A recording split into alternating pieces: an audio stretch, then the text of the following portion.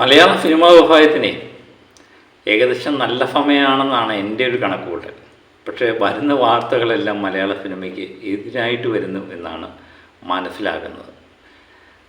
മികച്ച നടന്മാരും ഒക്കെ ലഹരിയുമായിട്ട് ബന്ധപ്പെട്ട പല കേസുകളിൽ കുടുങ്ങുന്നതായിട്ട് കാണുന്നു. ഇന്ന് യുവ സംവിധായകർ പലരും. ഇതിനിടയിൽ നമ്മളെ ഞെട്ടിപ്പിച്ചത് ഖാലിദ് റഹ്മാൻ എന്ന് പറയുന്ന സംവിധായകൻ്റെയാണ്. അതിന് കാരണമെന്ന് പറഞ്ഞാൽ പുള്ളിയുടെ ആലപ്പുഴ ജിംഖാന എന്ന് പറയുന്ന ചിത്രമാണ് വിഷു റിലീഫായി ബമ്പർ അടിച്ചത്. അതിൻ്റെ കൂടെ മറ്റൊരു ബമ്പർ എക്സൈസ് പുള്ളി അറസ്റ്റ് ചെയ്തു എന്നുള്ളതാണ്. അതുപോലെ പുള്ളിയുടെ കൂടെ അഷറഫ് ഹംസ എന്ന് പറയുന്ന സംവിധായകനും അറസ്റ്റിലായി എന്നുള്ള വാർത്തയാണ് വരുന്നത്.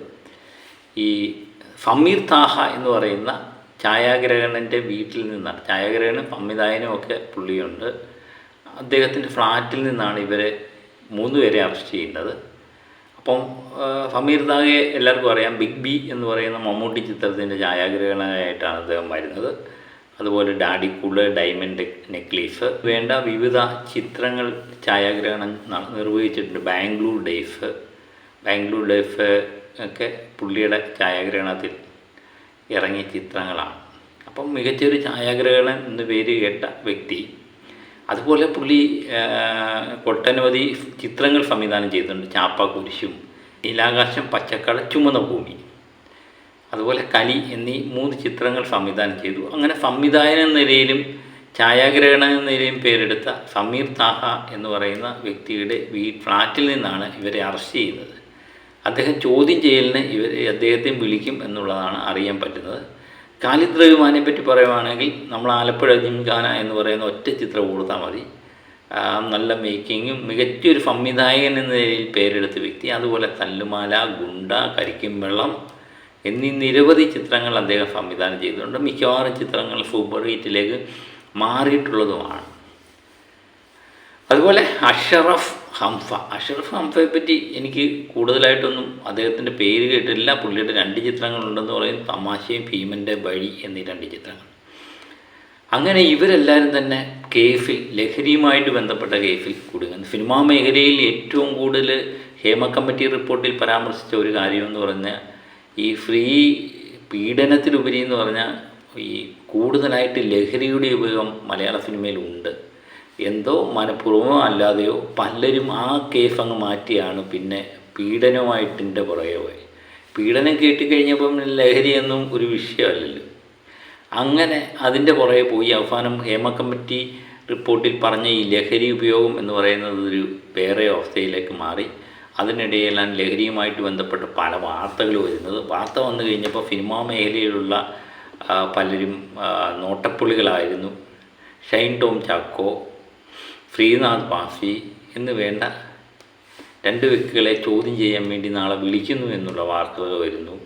അതുപോലെ ബിഗ് ബോസ് താരം ജിൻഡോയെ നമ്മൾ കൂടുതൽ സപ്പോർട്ട് ചെയ്ത വ്യക്തിയാണ്. നമ്മുടെ ചാനലിലൂടെ ഒത്തിരി സപ്പോർട്ട് ചെയ്ത വ്യക്തിയാണ്. ജിൻഡോയും വിളിപ്പിക്കുന്നു എന്ന് പറയും. ജിൻഡോയ്ക്കെതിരെയുള്ള പരാതി എനിക്ക് തോന്നുന്നു സാമ്പത്തിക ഇടപാടുമായിട്ട് ബന്ധപ്പെട്ടു. ഇതിൽ അറസ്റ്റിലായ തസ്ലീമ എന്ന വ്യക്തിയുമായിട്ട് ചില സാമ്പത്തിക ഇടപാടുകൾ ജിൻഡോയ്ക്കുണ്ടായിരുന്നു. അതിൻ്റെ രേഖകൾ സമർപ്പിക്കാൻ വേണ്ടിയാണ് ജിൻഡോയെ വിളിക്കുന്നത്. അദ്ദേഹം ലഹരിയുമായിട്ട് ബന്ധപ്പെട്ട വിഷയത്തിൽ അദ്ദേഹത്തിൻ്റെ പേരില്ല എന്നാണ് എക്സൈസ് പറയുന്ന ഭാഗം. അത് എന്തിനു വേണ്ടി കാശ്, ലഹരിയുമായിട്ട് ബന്ധപ്പെട്ടാണോ ഈ കാശ് കൈമാറ്റം എന്നറിയാൻ വേണ്ടിയാണ്. അതുപോലെ കൊച്ചിയിൽ പ്രസിദ്ധമായ ഒരു മോഡലിനെ വിളിക്കുന്നു എന്ന് പറയുന്നു. അങ്ങനെ വിവിധ മേഖലകളിൽ പോലീസ് കുരുക്കുമുറുകിക്കൊണ്ടിരിക്കുകയാണ്. അതിനിടയിലാണ് നമ്മുടെ ഞെട്ടിപ്പിക്കുന്ന ഖാലിദ് റഹ്മാൻ്റെയും ഈ യുവ സംവിധായകർ അറസ്റ്റ് രേഖപ്പെടുത്തുന്നത്. ഏതായാലും യുവ സംവിധായകരെ അറസ്റ്റ് രേഖപ്പെടുത്തിയെന്ന് വാർത്ത വരുന്നതിന് തന്നെ വേറെ ഒരു വാർത്ത വന്നു, ഇവരെ ജാമ്യത്തിൽ വിട്ടു. കേസ് എടുക്കുന്നു. കേസ് എന്തുവരെ ആകുമെന്നുള്ളത് ചോദ്യചിഹ്നമായിട്ട് അവശേഷിക്കുന്ന കാര്യങ്ങളാണ്. ഇതെന്ത് കേസ് നടപടിയാകും എന്നൊന്നും നമുക്കറിയാൻ വയ്യ. ഈ കേസ് എവിടെ ചെന്ന് നിൽക്കുമെന്നറിയില്ല. മിക്കവാറും കേസുകളിലേക്ക് അവസ്ഥ ഇത് തന്നെ. കാരണം കേസ് എടുക്കുന്നു, അതൊരു വലിയ വാർത്തയായിട്ട് വരുന്നു. കുറച്ച് കഴിഞ്ഞിട്ട് അവരെ സ്റ്റേഷൻ ജാമ്യത്തിലേക്ക് വിടുന്നു. അത് കഴിഞ്ഞ് കുറച്ച് നാൾ കേസുമായിട്ട് മുന്നോട്ട് പോകുന്നു. അവസാനം ഇവരെ വെറുതെ വിട്ടതായിട്ടുള്ള ഇത് വരുന്നു. ഇതാണ് സംഭവിച്ചുകൊണ്ടിരിക്കുന്നത്. കേഫുമായിട്ട് ആദ്യമേ കേഫ് എടുക്കാൻ മേടിക്കുന്ന താല്പര്യം പിന്നെ അത് മുന്നോട്ട് കൊണ്ടുപോകാൻ ഇവരാരും കാണിക്കുന്നില്ല എന്നുള്ളതാണ് സത്യം. ഇപ്പം ഷൈൻ ടോം ചാക്കോ ആദ്യത്തെ കേസിൽ അറസ്റ്റിലാവുന്നു. വർഷങ്ങൾക്ക് ശേഷം അദ്ദേഹത്തെ വെറുതെ വിട്ടു. പിന്നെ അദ്ദേഹത്തെ അറസ്റ്റ് ചെയ്യുന്നു. പിന്നെ സ്റ്റേഷൻ ജാമ്യത്തിൽ വയ്ക്കുന്നു. അതുപോലെ തന്നെ ഖാലിദ് റഹ്മാൻ്റെയും അഷറഫ് ഹംസയുടെയും കാര്യം ഇതൊക്കെ തന്നെയാണ് സംഭവിച്ചുകൊണ്ടിരിക്കുന്നത്. അപ്പോൾ ഈ സിനിമാ മേഖലയിലുമായിട്ട് ബന്ധപ്പെട്ടവരായാലും വേറെ ആരൊക്കെ ആയാലും ഇതൊക്കെ തന്നെയാണ് സംഭവിച്ചുകൊണ്ടിരിക്കുന്നത്. അപ്പോൾ നിയമം കർശനമാക്കേണ്ട അവസ്ഥയിലേക്ക് മാറും. ഇത് നമ്മളെ ഖാലിദ് റഹ്മാനും അഷറഫ് ഹംസയൊക്കെ പിടിക്കപ്പെടുന്നതെന്ന് പറഞ്ഞാൽ ഇവരാരോ ചോർത്തിക്കുട്ടി വിവരത്തിൻ്റെ അടിസ്ഥാനത്തിലാണ് അവരെ അറസ്റ്റ് ചെയ്യുന്നത്. അപ്പോൾ കൃത്യമായിട്ടുള്ള വിവരം കിട്ടി ആ സമയത്ത് ഇവർ ഉപയോഗിക്കാൻ പോകുന്നു എന്ന് പോലീസ് പറയുകയും ചെയ്യുന്നു. എന്നിട്ട് പോലും അവർ ജാമ്യത്തിൽ ഇറങ്ങി എന്നുള്ളതാണ് വളരെ കൂളായിട്ട്. ഇപ്പം നമ്മൾക്കൊരു പെറ്റി കേസ് ചാർജ് ചെയ്താൽ നമ്മൾ പോയി സ്റ്റേഷൻ ജാമ്യത്തിൽ ഇറങ്ങുന്ന അവസ്ഥ തന്നെയാണ് ഇങ്ങനെയുള്ള കേസുകളും വന്നത്. ഇത് അതാണ് പറഞ്ഞത്, നിയമം അല്പം കൂടെ സ്ട്രോങ് ആവണം. ഇത് കണ്ടില്ലെന്ന് നടിക്കണം കൂടെ. ഏറ്റവും കൂടുതൽ മലയാള സിനിമയിലായാലും ഏത് മേഖലയിലായാലും ലഹരി ഉപയോഗം തന്നെയാണ് യുവതലമുറയെ കാർന്നു നിന്നുകൊണ്ടിരിക്കുന്നത്. അത് ഇന്നല്ലെങ്കിൽ നാളെ അതൊരു വലിയൊരു വിപത്തായിട്ട് മാറും. അതിനെ പിടിച്ചു നിർത്തണമെങ്കിൽ കർശനമായ നടപടികളാണ് സ്വീകരിക്കേണ്ടത്. ഇതിപ്പോൾ എത്ര നാൾ ഇന്ന് വാർത്താ ചാനലുകൾക്ക് ഒരു ഹെഡിങ് മാത്രമായിട്ട് മാറി യുവ സംവിധായകർ അറസ്റ്റില്ലെന്ന് പറയും. ഈ ഖാലിദ് റഹ്മാനെ ഒക്കെ എത്ര പേർക്ക് അറിയാമെന്നുള്ളതാണ്. എനിക്ക് തോന്നുന്നു അതിനേക്കാൾ കൂടുതൽ ഷൈൻ ടോം ചാക്കോ, ശ്രീനാഥ് ബാസിയൊക്കെ അറസ്റ്റ് ചെയ്തു അല്ലെങ്കിൽ ചോദ്യം ചെയ്യാൻ വിളിപ്പിച്ചു എന്ന് പറഞ്ഞു കഴിഞ്ഞപ്പോൾ അതൊരു വാർത്തയാണ്. അവരെയൊക്കെ ഏകദേശം അറിയാം. പക്ഷെ സംവിധായകരെ എത്ര പേർക്ക് അറിയാം എന്നുള്ളൊരു ചോദ്യചിഹ്നമുണ്ട്. ആലപ്പുഴ ജിംഖാനയുടെ സംവിധായകനാണ് പുള്ളിയെന്നറിയില്ല. ഒരു പക്ഷേ ആലപ്പുഴ ജിംഖാന ഇപ്പം തിയേറ്ററിൽ തകർത്ത് ഓടിക്കൊണ്ടിരിക്കുന്ന ചിത്രമാണ്. അല്ലായിരുന്നുവെങ്കിൽ പുള്ളിയെ ഏത് പടം സംവിധായകൻ എന്ന രീതിയിലായിരിക്കും സാധാരണക്കാർ കാണുന്നത്.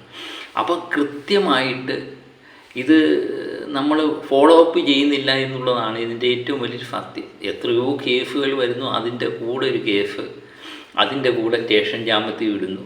ഇതൊക്കെ ഒരു ജനങ്ങൾ പൊതുവെ കാണുന്ന ഇങ്ങനെയൊക്കെയുള്ള കേസുകൾ കാണുമ്പോൾ ഒരു പ്രഹസനമായിട്ട് കാണുന്ന അവസ്ഥയിലേക്ക് മാറും. അത് മറ്റുള്ളവർക്ക് വീണ്ടും വീണ്ടും തെറ്റ് ചെയ്യാനുള്ള താല്പര്യം കൂടി വരുന്നു എന്നുള്ളതാണ്. അപ്പോൾ ഈ ഇങ്ങനെയുള്ള കേസുകളായാലും സ്റ്റേഷൻ ജാമ്യത്തിലൊന്നും വിടാതെ കർശനമായ നടപടി എടുക്കുകയാണെങ്കിലുണ്ടല്ലോ ഒരു പരിധിവരെ ഇങ്ങനെയുള്ള കേസുകൾ ഇല്ലാതാക്കാൻ പറ്റും എന്നാണ് ഈ എളിയ വ്യക്തിയുടെ അഭിപ്രായം. അപ്പം ഇത് എന്തുമാത്രം പ്രായോഗികമാണ് എന്നുള്ളത് സർക്കാർ തലത്തിൽ ചിന്തിക്കേണ്ട കാര്യമാണ്.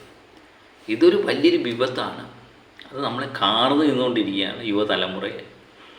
അതിൽ നിന്ന് യുവതലമുറയെ രക്ഷിക്കാൻ കർശനമായ നടപടി മാത്രമേ ഉള്ളൂ ഇതിനൊരു രക്ഷ. അല്ലാതെ എല്ലാവരും കാണുക, പിടിച്ചുകൊണ്ട് പോയി വാർത്ത വന്നു. ഇപ്പം ഇവർ പ്രസിദ്ധരായതുകൊണ്ട് വാർത്ത വന്നു, അല്ലെങ്കിൽ അതും വരത്തില്ല. 2 ദിവസം കഴിഞ്ഞ് അന്നേരം തന്നെ സ്റ്റേഷൻ ജാമ്യത്തിൽ വിടും. അത് തന്നെ അവസ്ഥ. നിങ്ങൾക്ക് തോന്നുന്നില്ലേ ഇതിനെല്ലാം കർശനമായ നടപടി വേണം? നിങ്ങൾക്ക് തോന്നും, പക്ഷേ എന്ത് ചെയ്യാൻ പറ്റില്ല. അപ്പോൾ മറ്റൊരു വീഡിയോയുമായി വീണ്ടും ഞാനെത്താം.